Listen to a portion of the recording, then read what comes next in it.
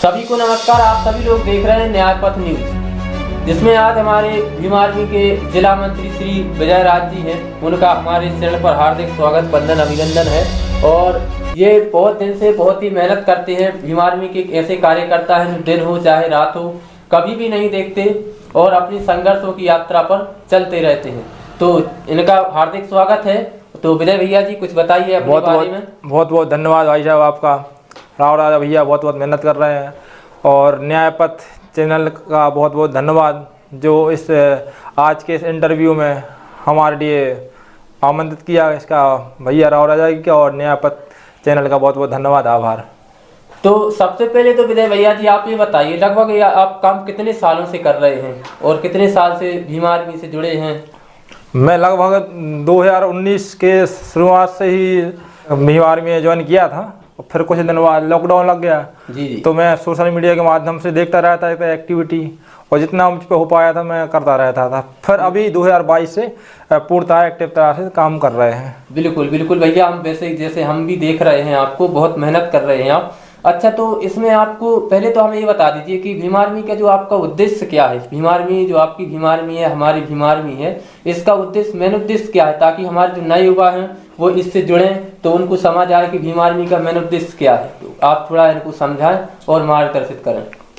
भैया जैसा कि आप सबको पता है, भीम आर्मी बाबा साहब की सेना, बाबा साहब का मिशन जो पहले माननीय कासिम साहब ने चलाया है और बहन जी ने चलाया है, और अभी वर्तमान हमारे एडवोकेट माननीय चंद्रशेखर आर्य जी चला रहे हैं।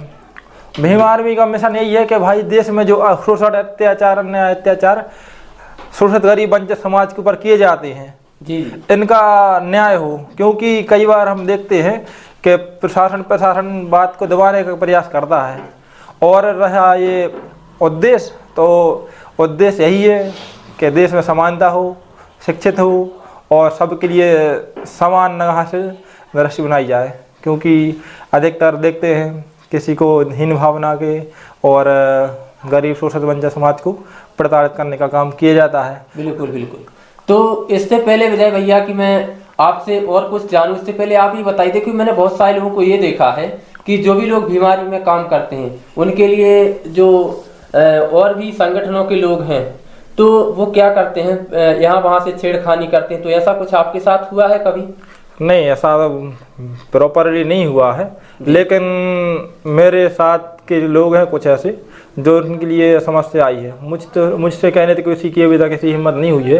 ये चंद्रशेखर आर्य जी हैं जो हमारे एडवोकेट सांसद साहब नगीना जी जी, उनकी और संगठन की मजबूती के कारण मुझ पर अभी तक किसी ने ऐसा नहीं प्रयास किया है। चलिए। तो अच्छा, जो नए युवा जैसे भीम आर्मी में जुड़ते हैं तो हम ये जानना चाहते हैं, उनके मन में ये रहता है कि भीम आर्मी ज्वाइन करेंगे तो दूसरे संगठन वाले उनको मारते हैं, प्रताड़ित करते हैं। तो इसके बारे में आपका क्या कहना है कि क्या जो नए लोग जुड़ते हैं उनको क्या समझना चाहिए इस बारे में? मैं आपको बता दूं भैया जी, आज तक का रिकॉर्ड है जो भीम आर्मी का सक्रिय कार्यकर्ता है या भीम आर्मी का कार्यकर्ता पदाधिकारी है जी, उसके ऊपर आज तक कोई भी संगठन का हो, कोई भी विशेष व्यक्ति हो, कोई भी दादा दबंगा हो, किसी ने भी मारपीट या शोषण अत्याचार करने का प्रयास भी नहीं किया है। ये संगठन का शक्ति है, संगठन का पावर है। बिल्कुल बिल्कुल।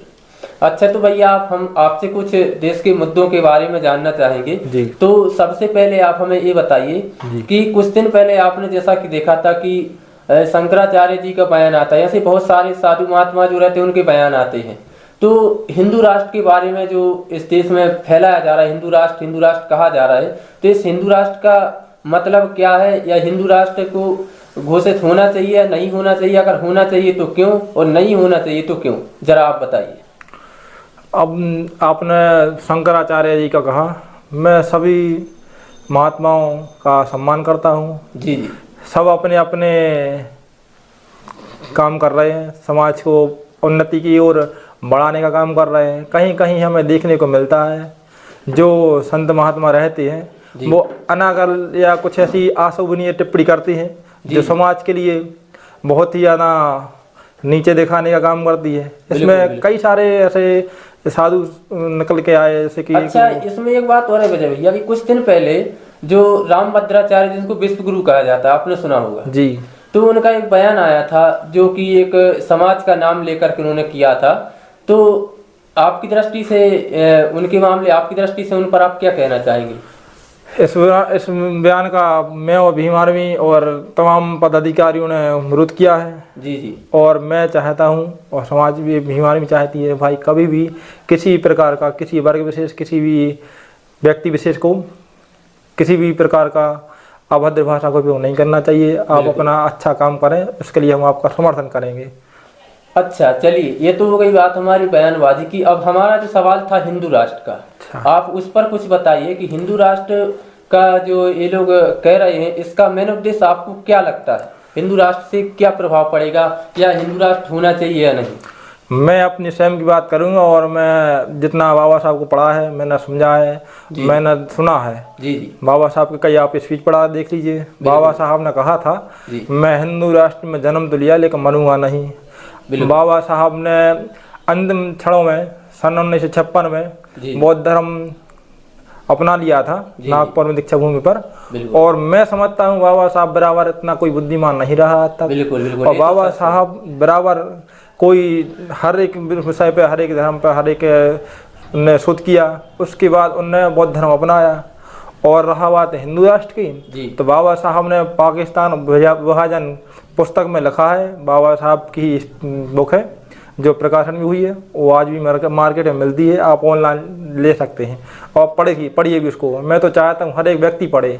उस पर बाबा साहब ने स्पष्ट कड़े शब्दों में लिखा है, अगर हिंदू राष्ट्र बनता है तो इस देश के लिए सबसे बड़ा अभिशाप होगा। हिंदू कुछ भी कहे, ये समानता, बंधुत्व और स्वतंत्र न्याय से मेल नहीं खाता। मैं इसको हर हाल में रोका जाना चाहिए।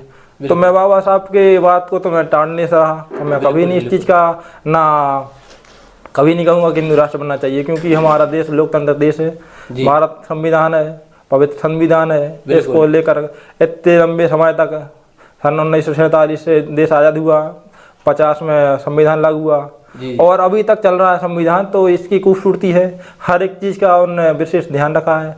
तो ये क्यों किसी नए राष्ट्र की कल्पना करते हैं? अगर कल्पना करते हैं तो क्या आप बताएंगे कि दलितों की क्या स्थिति होगी? क्या पहले था जो, क्या आप वही रखेंगे? अगर नहीं रखेंगे तो क्या रखेंगे आप? अभी कुछ दिन पहले आपने देखा होगा, आप लगभग सभी ने देखा होगा, आपके मीडिया के माध्यम से बताना चाहूँगा, अभी अपने MP की है जो किसी एक यादव भाई का चोटी उखाड़ दी गई। बिल्कुल। ये अगर ये आप हिंदू राष्ट्र बना रहे हैं तो इन लोगों को क्या करेंगे? आप क्या चाहते हैं? आप क्या वर्ग विशेष में नीचे दिखाने का काम करेंगे कोई विशेष राष्ट्र बना के? बिल्कुल। अच्छा, चलिए, तो विजय भैया जी, आपका कहना सीधा सही है। हिंदू राष्ट्र कहने का सिर्फ मतलब ये है कि हिंदू राष्ट्र को जी अगर बनाएंगे तो किस वर्ग को किस तरीके से रखेंगे या कौन से वर्ग की कहाँ जगह होगी, आपका मतलब ये है ना? ये जब ये बता देंगे तो हिंदू राष्ट्र पर देखा जाएगा। चलिए, ये बहुत अच्छी बात है। और अब मैं आपसे पूछना चाहता हूँ, जैसे कि अभी घटना हुई थी जिसकी बेटी के साथ अन्य अत्याचार किया गया, दुष्कर्म किया गया और उनकी माँ को भी वहां पर मार दिया गया था। तो इस पर आपका क्या बयान? हमारे जो चंद्रशेखर नगीना के सांसद श्री चंद्रशेखर जी हैं, उनको भी वहां जाने से रोका गया था। इस पर आप क्या कहना चाहेंगे? ये तो शुरू से ही रहा है। हमारे एडवोकेट माननीय चंद्रशेखर राय जी कहीं भी गरीब समाज या किसी गरीब दलित पिछड़े वर्ग से मिलने जाते हैं, तानाशाही सरकार हमेशा रोकने का काम करती है। कभी नहीं चाहती कि किसी भी वर्ग की, किसी भी गरीब की, किसी भी शोषित वंचित की आवाज़ उठाई जाए। ये शुरू से ही उनके लिए दबाने काम किया। लेकिन इतना याद रखना कि किसी भी हालत में बड़े भाई चंद्रशेखर राय जी को रोक नहीं पाओगे। चंद्रशेखर राय जी एक तूफान है जो हमेशा चलने ही वाला है। एक समय आएगा जो आप भी उनके काम को सराहना देंगे। बिल्कुल बिल्कुल। चलिए, तो भैया, और अभी कुछ दिनों पहले हमने देखी हमारे मध्य प्रदेश की ही अगर बात की जाए तो ग्वालियर की जो घटना थी, जिस पर कुछ गलत लोगों ने गलत बयानबाजी की थी, जो कि बाबा साहब को मानने से इनकार कर रहे थे, बोल रहे थे बाबा साहब ने संविधान नहीं लिखा है। तो उनके लिए आप क्या कहेंगे? कुछ कहना चाहेंगे इस बारे में? इस बात में तो मुझे हंसी आती है। बिल्कुल, ये आप भी समझ सकते हैं। बिल्कुल कि भाई किसी एक व्यक्ति को बता रहे हो कि ये संविधान के रचयिता वो हैं, या जिनने बाबा साहब ने लगा तो उनकी छाया प्रति को आप जलाने का काम कर रहे हैं, मूर्ति लगाने का विरोध कर रहे हैं, ये क्या है भाई? अच्छा चलो ठीक है, आपने कहा कि किसी ने और लिखा है संविधान, तो मैं आपकी मान रहा हूँ, अगर आपके उन्हें लिखा है तो आप इस चीज़ की सोचिए कि आपके साथ तो वो गद्दारी कर चुके और गरीब समाज, बलते समाज के लिए पूरी जितनी स्कोर कमेटी थी संविधान सभा की, तो आपके साथ ये गलत कर दिए। आपको तो आरक्षण दिया नहीं, आपके लिए तो उन्होंने कोई विशेष प्रावधान बनाया नहीं, आपके लिए तो सामान्य वर्ग में रखा है। तो आप सोचिए, ये तो बात हो गई आपकी कि संविधान की रचयिता, ये तो सबको पता है कि बाबा साहेब हैं। जैसा कि आपने अभी आरक्षण की बात की यहाँ पर, तो कहीं ना कहीं मेरे को ऐसा लगता है कि आरक्षण तो एक आज के समय में नाम मात्र बन चुका है, क्योंकि जो आरक्षित सीटें हैं हमारी SC ST OBC की जो सीटें हैं, आपने देखा होगा यहाँ पर अभी 6 लाख से ज्यादा सीटें मध्य प्रदेश में SC ST और OBC की खाली है। तो आरक्षण हमें पता ही है। आप आरक्षण, जैसा कि आपने कहा आरक्षण, तो इसका लाभ कहीं ना कहीं आपने देखा होगा कि जो आम जनता है या निजी तबके के लोग हैं उनको नहीं मिल पा रहा है, ऐसे कुछ भीम आर्मी के कार्यकर्ता कह रहे हैं। तो आपका इसमें क्या कहना है? ये निश्चित रूप से नहीं मिल पा रहा है, ये आप भी देख रहे हैं। पूरी आपके मीडिया के माध्यम से बताना चाहूँगा कि आप लोग भी अपने दिल पर हाथ रख के बोलिए कि आपको इस चीज़ की जो सरकारी संस्थाओं से लाभ मिल पाता था, क्या मिल पा रहा है?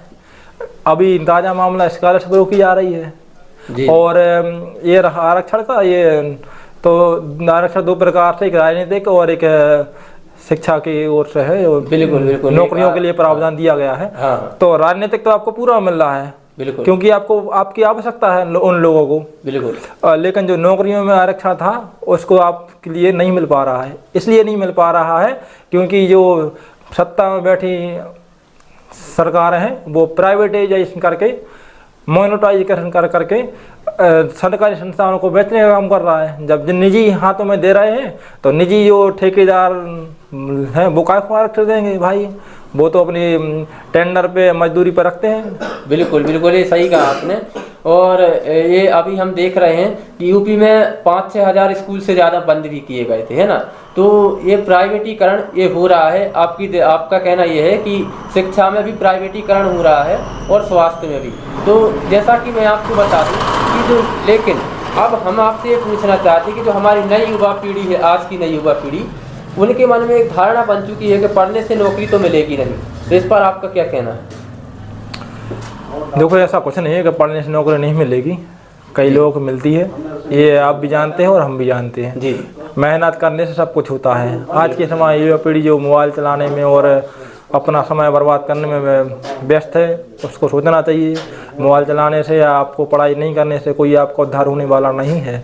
आपको पढ़ना ही पड़ेगा और आपको अपने समाज के और अपने महापुरुषों को ही पड़ेगा, तब जाके आप इस चीज़ को समझ पाएंगे कि सरकार का क्या प्लान है। अब आपको अपनी जिम्मेदारी स्वयं लेनी होगी। बिल्कुल।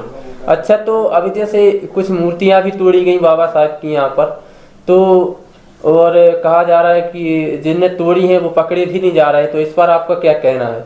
मैंने अपने मालथन ब्लॉक के अंतर्गत मड़ैया माफी है, मैंने प्रशासन को बताया था कि आप क्या उसमें संलग्न है, क्या आपका संरक्षण है, क्या आरोपी पकड़ा नहीं जा रहा है जी। तो शासन प्रशासन को मैंने बताया भी था। मुझे लगता है कि सत्ताधारी जो शासन के लोग हैं जी, जो जातिवादी लोग हैं, जो बाबा साहब को मानने वाले नहीं लोग हैं, वो लोग इस प्रकार के काम को करवाते हैं या करते हैं।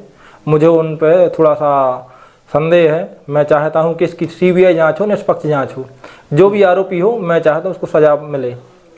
अच्छा, तो एक और यहाँ पर कहा जा रहा है कि हिंदू मुस्लिमों में आपने देखा होगा, कहा जा रहा है कि अगर किसी बेटी का बलात्कार होता है तो उसको लव जिहाद कह के, या फिर आपने देखा होगा कि ज़्यादातर जितनी भी SC ST समाज की लड़कियां हैं उनके साथ ये हो रहा है। ये ऐसा क्यों हो रहा है और इसका मेन कारण क्या है? और आपको मैं इसके साथ ही बताना चाहूँगा कि आपके हिसाब से क्या कानून आना चाहिए जिससे कि हमारी बहन बेटियों की रक्षा हो सके?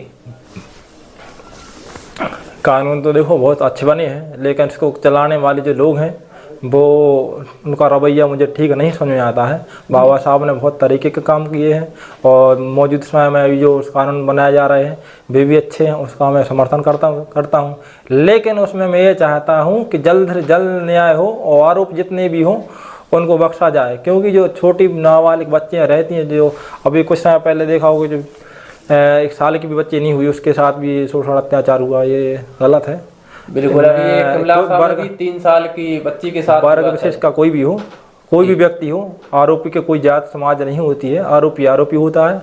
वो इस प्रकार के जो भी कृत्य करे उसको निश्चित तौर पे जल्द से जल्द फांसी और कड़ी कार्रवाई की जाए। बिल्कुल। अच्छा, अभी ये कुछ दिन पहले खिमलासी में एक रैली निकली थी हमारे यहाँ खिमलासा में, तो उसमें से कुछ लोगों ने चंद्रशेखर आज़ाद जी पर जो कहा था कि इन पर एनएसए की धारा लगाई जाए, जो कि संतोष वर्मा के संरक्षण में उन्होंने बात कही थी, तो इस पर आप क्या कहेंगे?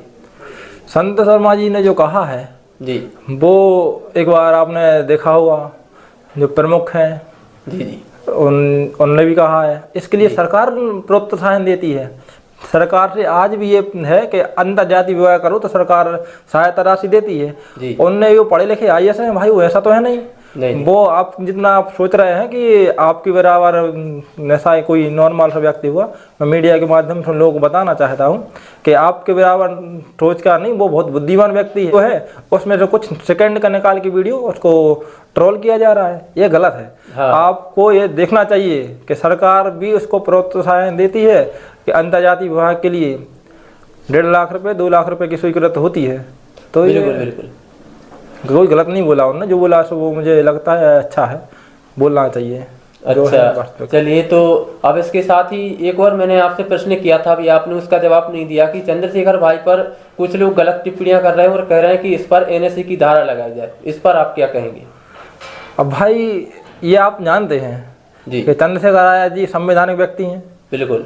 सांसद से, लोकसभा नागरिकता से सांसद हैं जी। वो किसी प्रकार की आपत्तिजनक भाषा या कोई ऐसा बयान नहीं देते हैं जी। जो वे देते हैं पूरी होश हवास में, पूरा सोच समझ के हर एक चीज़ के पहलू समझने के बाद देते हैं जी। और रही बात बयान वालों की, तो उनके ऊपर मुकदमा कायम हो चुका है, ये बात वो भी जानते हैं, इसलिए वो हड़बड़ाए हुए हैं और वो उस प्रकार के कोई भी आरोपी लगाते रहते हैं जी।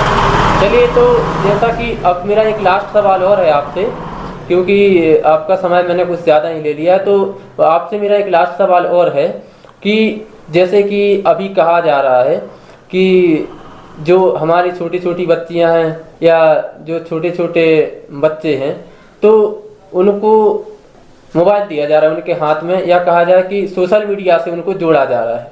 तो लास्ट बार आपसे मैं ये चाहूँगा कि आप नए बच्चों के लिए भी कुछ यहाँ पर शब्द रखें ताकि वो इनसे दूर रह सकें और इनका सही प्रयोग कर सकें बच्चों का। और साथ साथ में मैं तो माता पिता को भी कहना चाहूँगा कि आपकी जिम्मेदारी ज़्यादा है। बिल्कुल, समाज की जिम्मेदारी तो है, लेकिन आपकी जिम्मेदारी ज़्यादा है। आप इतना ध्यान रखें कि कोई बच्चा मोबाइल लेकर कोई भी अनाशब्द या कोई भी ऐसी हरकत में ना पड़ जाए जो आपके लिए जोखिम भरा हो। कई बार हम देखते हैं, आप भी जानते होंगे भैया, कि कई बार बच्चों या फिर मोबाइल होने के कारण गलत संगति में पड़ जाते हैं, कई बार फ्रॉड का भी शिकार हो रहे हैं। बिल्कुल। और ये सबसे बड़ी विडम्बना है हमारे समाज में और हमारे देश में कि शिक्षा को कमज़ोर किया गया है। इसके लिए शिक्षा महंगी कर दी गई, तो अपनी स्तर की शिक्षा नहीं ले पा रहे हैं। इसके लिए वो अपने मनोरंजन के लिए कुछ भी करते रहे, तो इसलिए कई बार फंस जाते हैं, पकड़े जाते हैं। और मैं चाहूँगा कि माता पिता से शिक्षा महत्वपूर्ण है जीवन के लिए जी। नौकरी नहीं लगे तो कोई दिक्कत नहीं है, बाकी अपना एक एजुकेट होने के बाद अपना स्वयं का कुछ ना कुछ अच्छा कर लोगे। शिक्षा बहुत ज़रूरी है जीवन के लिए। अभी तो कुछ भी नहीं है, आने वाले समय में, आज 2026 चल रही है, अभी इतनी ज़्यादा टेक्नोलॉजी आ गई कि भाई आदमियों का जो 50 लोगों का काम था वो 20 लोग करने लगे हैं। आने वाले समय में तो और भी ज़्यादा डेवलप होने वाला है। तो मैं यही चाहूँगा कि अपने स्तर पे जितना ज़्यादा हो पाए अब बच्चों को पढ़ाइए और बच्चों को मोबाइल से दूरियाँ बनाएं और अपने स्तर पे बच्चों को अच्छे से शिक्षा देने का काम करें माता पिता। और भाइयों से मैं कहना चाहूँगा कि भाई मोबाइल से कुछ होने वाला है नहीं आपका भला। मोबाइल में आप पैसा खर्च करोगे, समय ख़राब करोगे। बिल्कुल। तो मैं यही चाहूँगा कि मोबाइल का जितना हो सके उतना कम उपयोग करें, अपने काम से काम रखें और कोई भी आपत्तिजनक या फिर पोस्ट ना करें, कोई भी आपत्तिजनक वीडियो अपलोड ना करें। अच्छा, इससे मेरे को एक सवाल और याद आ रहा है। जैसा कि हमने देखा है कुछ जो गलत विचारधारा के लोग हैं जी, वो क्या कर रहे हैं कि किसी भी समाज के नाम से फेक आईडी बना रहे हैं या फेक जीमेल बना रहे हैं, फेक ईमेल बना रहे हैं या फेक अकाउंट बना करके गलत पोस्ट कर रहे हैं। उन पर आप क्या कहना चाहेंगे? ये तो वही बात हो गई कि भाई बोलते हैं चोर आया देखा नहीं। भाई पकड़ा जाता है, कोई भी व्यक्ति हो किसी भी प्रकार की आपत्तियां पोस्ट करे, कोई भी ऐसा कोई किसी को बदनाम करने का, किसी को ट्रोल करने का काम करे, तो सोशल मीडिया की जो साइबर टीम है जी जी हर जिले में, हर प्रदेश में, हर जगह एक्टिव रहती है। किसी भी प्रकार की कोई भी आपत्तियां पोस्ट करता है तो सरकार उसको देख लेती है और मीडिया के माध्यम से प्रचारित हो जाता है और पकड़ा जाता है। ये आदमी की गलत मानसिकता है कि नाम गलत लिख के या किसी को बदनाम करने के लिए कोई विशेष नाम लिखकर बदनाम किया जाए, ये सरासर गलत है। और मैं तो ये जानता हूँ और आप लोग भी जानते हो, भैया आप भी देखते होंगे कि कई बार लोग ऐसे हैं जो विशेष लोग हैं, उन्होंने आईडी बनाई है, वो पकड़े गए हैं और फिर उनका जो हुआ वो आप पता है। अच्छा, चलिए तो विजय भैया जी, और लास्ट बार मैं आपसे ये पूछूंगा कि बहुत सारे लोगों का मेरे से सवाल रहता है कि भविष्य में आप कभी राजनीति में उतरेंगे या कभी चुनाव वगैरह लड़ेंगे, ऐसा कुछ है आपके मन में? नहीं, मेरा राजनीतिक करने का कोई विशेष मन नहीं है। मैं बस समाज के लिए जितना मुझ पर हो पाता है मैं करता हूँ और आगे भी निरंतर जारी रखूँगा। मेरी अभी स्टडी चल रही है, मेरी LLB चल रही है। मैं अपना समाज को दूंगा, लेकिन राजनीतिक करने के लिए मेरा अभी वर्तमान में कोई ऐसा विशेष विचार नहीं है। जी, चलिए बहुत अच्छी बात है।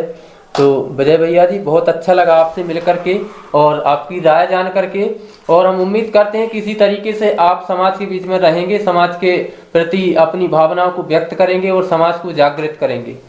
तो इसी आशा और उम्मीद के साथ मैं आपसे लेता हूँ इजाज़त और फिर मिलेंगे किसी और इंटरव्यू में। और आपका बहुत बहुत धन्यवाद हमारे साथ जुड़ने के लिए। नमस्कार। बहुत बहुत धन्यवाद भैया आपका भी और आपके मीडिया माध्यम चैनल का भी।